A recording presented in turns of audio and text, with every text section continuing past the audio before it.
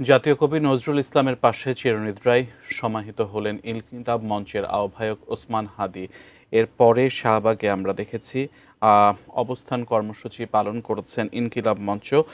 আগামী ২৪ ঘন্টার মধ্যে হাদির খুনি গ্রেফতারে স্বরাষ্ট্র মন্ত্রণালয়ের পদক্ষেপ জানাতে বলেছেন তারা। সন্তোষজনক জবাব না পেলে আবারও বিকেল ৫টার পর আগামীকাল শাহবাগে অবস্থান কর্মসূচির হুঁশিয়ারি দিয়েছেন। সহকর্মী মাহাদি সেকান্দার ঠিক এই মুহূর্তে শাহবাগে আছেন, আমরা সরাসরি তার সাথে যুক্ত হচ্ছেন।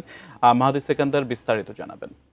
সাথে যারা শরীফ ওসমান হাদির ভক্ত সমর্থক ছিলেন তারা শাহবাগ যে এলাকাটি সেটি ছেড়ে দিয়েছেন এবং শাহবাগ এলাকাটি ছেড়ে এই মুহূর্তে নিশ্চয় দেখতে পাচ্ছেন সেই এলাকাটি যান চলাচল শুরু হয়েছে। তবে যেহেতু এখানে অনেক সংখ্যক আর কি সমর্থক ভক্ত তারা ছিলেন, যে কারণে এই জায়গাটি আরও যান চলাচল স্বাভাবিক হতে আরও ৫-১০ মিনিট সময় হয়তো বা লাগতে পারে।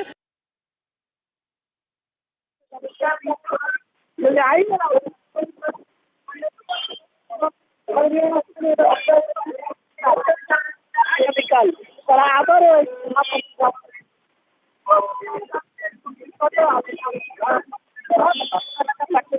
আইন শৃঙ্খলা সেটি আছে শাহবাগ মসজিদের একটি অংশে সদস্যদের আচরণ এবং নিরাপত্তা বেষ্টনী ব্যারিকেড তৈরি করে সেখানে তারা আছেন এবং পাশাপাশি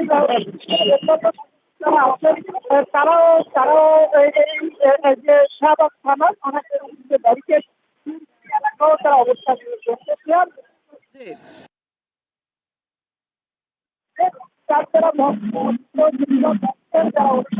তারা এই শাহবাগকে সেখানে তারা অবস্থান নেন।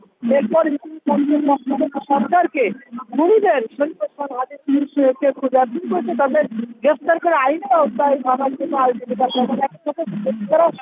জুলাইয়ের যে গণ অভ্যুত্থানের সম্মুখীন তাদের অংশগ্রহণ। এই সরকার যদি তাদের এই সহযোগিতা শরীফ ওসমান হাদিকে যারা খুন করেছে তাদের আইনের আওতায় ঘোষণা করতে না পারে তাহলে তারা কঠোর কর্মসূচি করে ঘোষণা করবেন এবং শাহবাগ এলাকা আগামীকাল দাবি না হবে তারা সেগুলো দখলে নিয়ে এখানে কর্মসূচি পালন করবে। তো এই মুহূর্তে যান চলাচল সমর্থক এবং সমর্থক যারা আছে তারা এই এলাকাটি ছেড়ে দিয়েছে এবং এই ছিল আমার কাছে রাজধানী শাহবাগ এলাকা থেকে সর্বশেষ।